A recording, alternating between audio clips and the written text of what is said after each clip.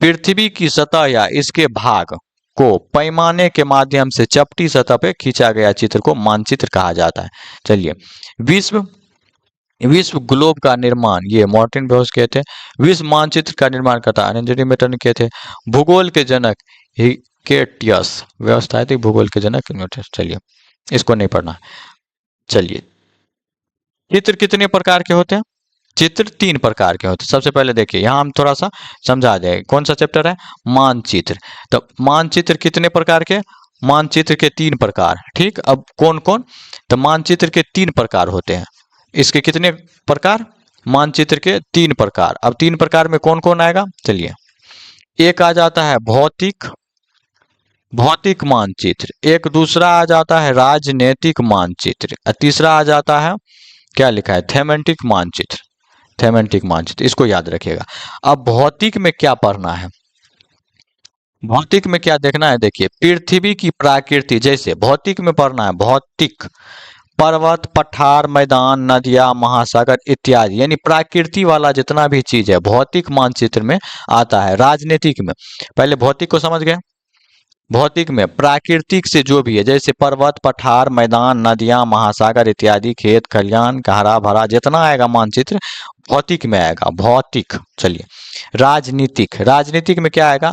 राज्य, नगरीय, शहर, गांव और विश्व के विभिन्न देश व राज्य, मतलब नगर टाइप का जो बसेरा वाला ये होगा, ये टाइप का आपको आएगा राजनीतिक में। ठीक, ये पठार नेचुरल आ जाएगा। चलिए, एक थीमेटिक मानचित्र है। अब इसका क्या है?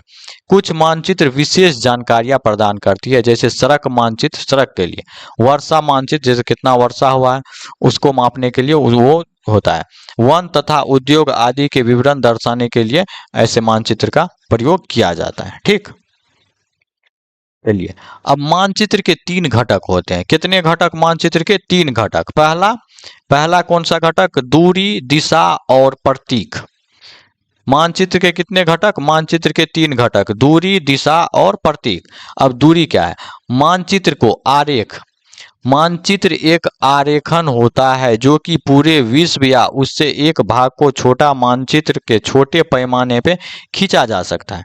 दिशा होता है, अधिकतर मानचित्र के ऊपर दाहिनी तरफ तीर का निशान बना होता है। ये तीर का निशान दिशा को दर्शाता है, ऐसे जो रहता है दिशा दर्शाता है। अब मानचित्र के 3 घटक समझ लिए, कौन कौन? दूरी, दिशा और प्रतीक, ये वही चीज है।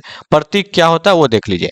किसी भी मानचित्र पर वास्तविक आकार एवं प्रकार के विभिन्न आकृतियां, जैसे भवनें, सड़क, नाले, पुल, रेल मार्ग, पटरियां, कुएं, ये सब दिखाए जाते हुए निश्चित आकारों से होते हैं। अब देखिए, मैप, यहाँ क्या है? मानचित्र के 3 घटक, मानचित्र के 3 घटक। मैप का बात कर रहे थे, अब हम यहाँ मैप थोड़ा सा बना के दिखा रहे हैं। मान लीजिए मैप, यहाँ एक स्कूल है, यहाँ एक हॉस्पिटल है। ठीक, यहाँ किसी बच्चा का घर है। घर का ऐसे सिंबल बनाया जाता है। घर का यहाँ मान लीजिए फोटो बन गया, ऐसे घर का फोटो बना दे रहे हो। एक घर का ये फोटो हो गया, यहाँ हॉस्पिटल का फोटो हो गया, यहाँ स्कूल का ये पिक्चर हो गया। अब यहाँ से देखिए, ये पिक्चर जो हो गया, ये जो घर का जैसे ये पिक्चर हो गया, ये प्रतीक हो गया। ठीक, अब यहाँ से जो रास्ता निकलेगा, ऐसे जो मान लीजिए यहाँ हम घर से निकले, इधर दाहिना, यहाँ एक तीर लगा रहा था, देखिए, फिर इधर मुड़ना है, यहाँ आए, यहाँ एक तीर लगा रहेगा, ऐसे तीर करके स्कूल जाना है, यहाँ तीर लगा रहेगा हॉस्पिटल जाना, यहाँ तीर लगा रहेगा ब्लॉक जाना, यहाँ तो दिशा वही हो गया। अधिकतर मानचित्र के ऊपर दाहिनी तरफ तीर का निशान या बाईं तरफ वही दिशा को ये बताता है। मानचित्र के 3 घटक, दिशा, दूरी और प्रतीक। प्रतीक यानी इस पे जो फोटो रहता है। समझ गए तीनों चीज को? चलिए आगे अब देख लेते हैं। दूरी, दिशा समझ गए। अब रूढ़ प्रतीक क्या होता है? विभिन्न रंगों का उपयोग। अब देखिए, विभिन्न रंगों का उपयोग किया जाता है। अब रंग उपयोग क्या किस लिए किया जाता है?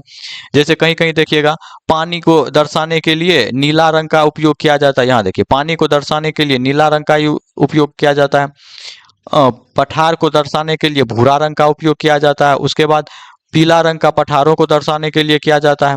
हरा रंग मैदान को दर्शाने के लिए किया जाता है। कितना चित्र देखिएगा ऐसे बना रहेगा, यहाँ ऐसे बना रहेगा तो इसमें हरा रंग डाल देता है, ऐसे इसमें हरा रंग आपका डाल देगा। ठीक, फिर यहाँ एक चित्र बना देता है ऐसे कुछ का, मान लीजिए पहाड़ है, उसमें आपका ब्राउन कलर डाल देगा जिसको भूरा कहते हैं। जिसमें ब्राउन कलर आपका भूरा कलर डाल दिया जाता है। ठीक, नहीं दिया हुआ, चलिए यही कुछ कर देते हैं। चलिए ब्राउन कलर डाल दिया जाता है, तो रूट प्रतीक उसी को कहा जाता है। ठीक, अब रेखा चित्र क्या है, रेखा चित्र को समझ लेते हैं। आप अपने मित्र के घर जाना चाहते हैं, यहां से अब आप अपने घर मित्र के घर जाना चाहते हैं, लेकिन आपको रास्ते की जानकारी नहीं है। आपका मित्र अपने घर के रास्ते बताने के लिए एक कच्चा आरेख बना दिया, वही ऐसे रास्ता आपको इधर से इधर जाना है। खाका, एक छोटे क्षेत्र का बड़ा बड़ा पैमाने खींचा गया रेखा चित्र खाका कहलाता है। एक छोटे ऐसे मानचित्र होता है, उस पर चित्र बनाकर बता दिया जाता है, उसको खाका कहा जाता है। चलिए ये चैप्टर भी आपका समाप्त हो गया।